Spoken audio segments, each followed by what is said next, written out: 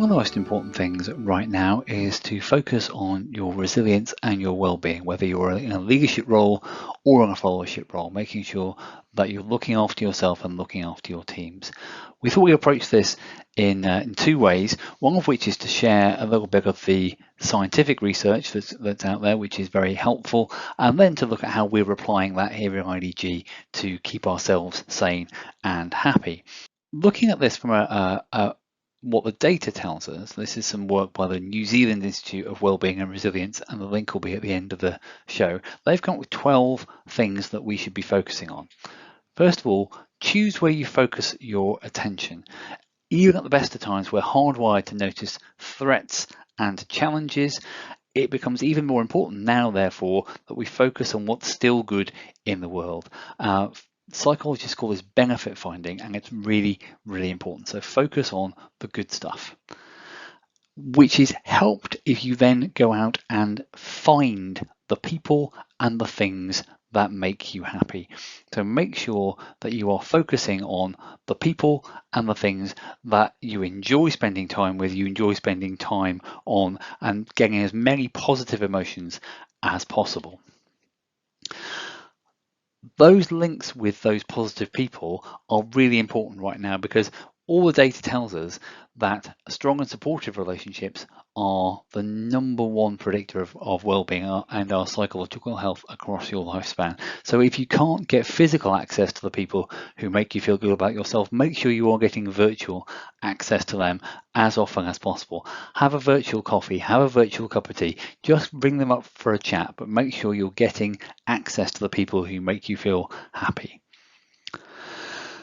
Keep supportive daily routines, or create new ones. As normal as possible, as flexible as necessary, seems to me to be an excellent way of doing this. If you are working from home, treat it as if you are going to work. So get up, get dressed for work, go to work, be at work, and then stop being at work. If you haven't got an office and you don't have a designated space, try and make sure that you turn the computer off, put it face down, make sure it's not interfering with your family life after you have gone home from work. Focus on what matters and that which you can control. This is really, really hard to do and really, really easy to say, but control the controllables. There is a lot of stuff out there that none of us can influence, and we will all feel better if we focus on the things that we can influence and the things we can control. Your media diet. Is access to this information helping or harming you? And recognize that not everybody will see this the same way. In my house, we do this very, very differently. My wife is constantly on her phone, constantly getting the updates. I find that overwhelming and have restricted myself to looking at the news once a day in the evening and once a day in the morning. She would feel uninformed if she did that, and I would feel overwhelmed if I did what she's doing. So make sure the media diet is working for you. Find the right people to talk to. Yes, do the people help or harm you in the same way as the media you're consuming? And if you find yourself in a conversation that is not making you feel at your best, find a way to exit that politely and quickly. Help yourself by helping others. We've all want to do something to help, particularly in the current crisis.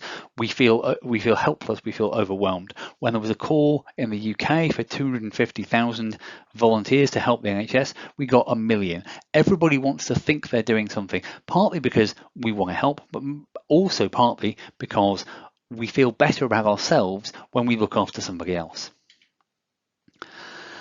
Give your brain a holiday. Even if you do need constant updates to make yourself feel in control, give yourself some time off. Do a crossword, read a book, watch a film, make a cake, anything that requires intellectual focus that is not on the overwhelming crisis that is the coronavirus. Have a time to wallow. We all need to feel that we can give in to this sometimes, but we do know it doesn't help. So do it for a minute, do it for 2 minutes, and then go make a cup of tea. Be kind to yourself and others. As I said earlier, not everybody is coping with this in the same way. Recognize that different people will cope differently and give them the credit for doing so in their own way. And last but not least, stay safe. Now, this is one of the things that is coming. Everybody's email ends, stay safe, and it's a very noble intent. But make sure you are not ignoring other elements of your safety as you constantly wash your hands and constantly stay 2 meters away from everybody else. Make sure you are doing everything else as safely as possible. There's the link. There's more detail in that website, but we think it's very helpful and very positive. And we've taken on board some of these ideas in our weekly consultant calls. So we thought we'd share with you the practical way we're doing this, which looks at some of number 2, the people who make us happy. Number 7, the right people to talk to, being kind, number 11, and giving our brains a holiday from the coronavirus. So this is how we've put some of these into play in IDG. So Jake, last time we were meeting, you were telling a knock-knock joke. Yes. The guy who invented the knock-knock joke got awarded the Nobel Prize. Okay.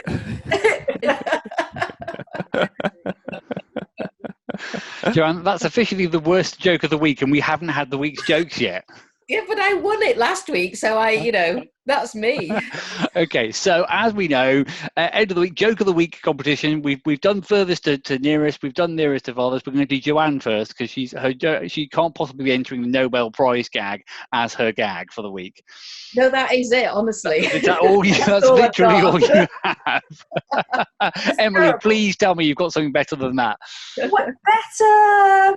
But I do have something. So, okay. Why don't cats play poker in the jungle? I don't know. Why don't cats play poker in the jungle? Because there's too many cheetahs. Oh! Rubbish. Yeah. Okay. So far, not looking good. We clearly need Ed and his Farmageddon joke.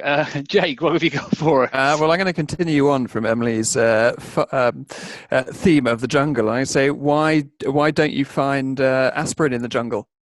Because the paracetamol. Because the paracetamol, exactly. Oh no! There we go. Well, okay. And in homage to our colleagues in the Middle East, what's the difference between Dubai and Abu Dhabi? Oh, I don't know. Go on. Dubai don't like the Simpsons, but Abu Dhabi do. Oh. Do you need to recut that as the Flintstones, not the Simpsons? Well, no. You all got the gag. Fine. Fine.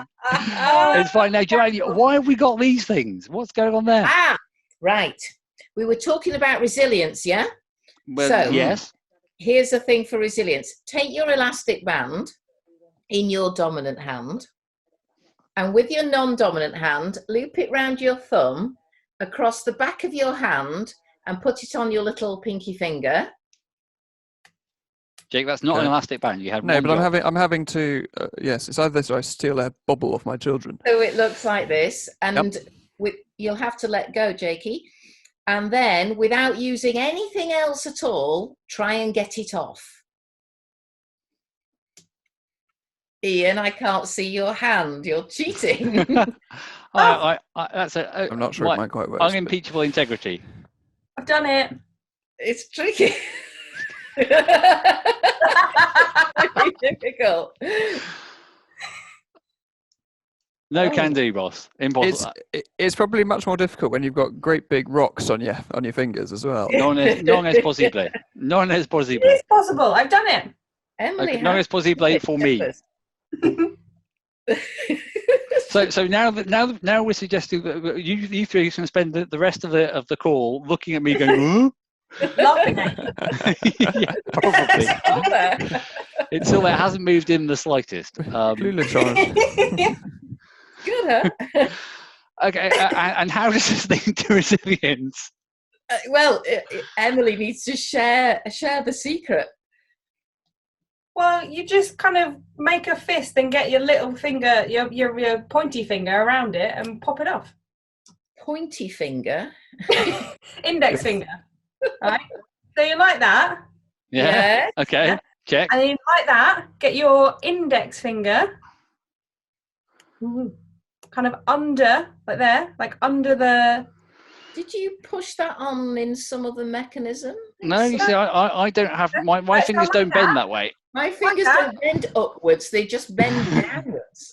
Right, and then you just finger like that, and then boop, and then when you're like there, you Bit can of a wriggle. roll it off. It's Yeah. Okay, we could be here all day if I try that. This is going to be literally the most exciting video for people to watch. No, it's really not. Schooling. Ah, success. Maybe But that was just keep the kids quiet for a while. no, it won't.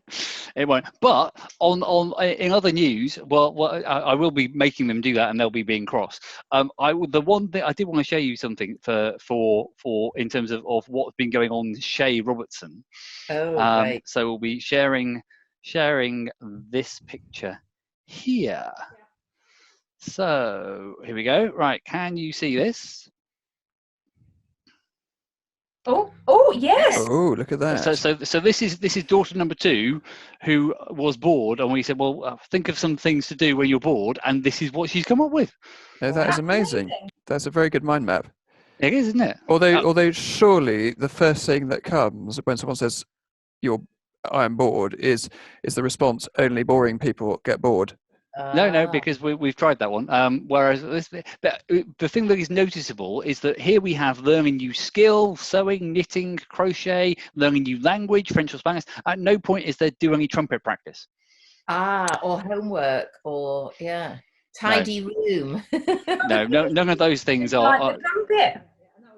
None of those things feature. But there we go. So, for more information on how we can help your business during these unprecedented times, contact us by visiting our website www.inspirationaldevelopment.com or email us on info@inspirationaldg.com. From short digital masterclasses to full turnkey digital development solutions, we're here to support you.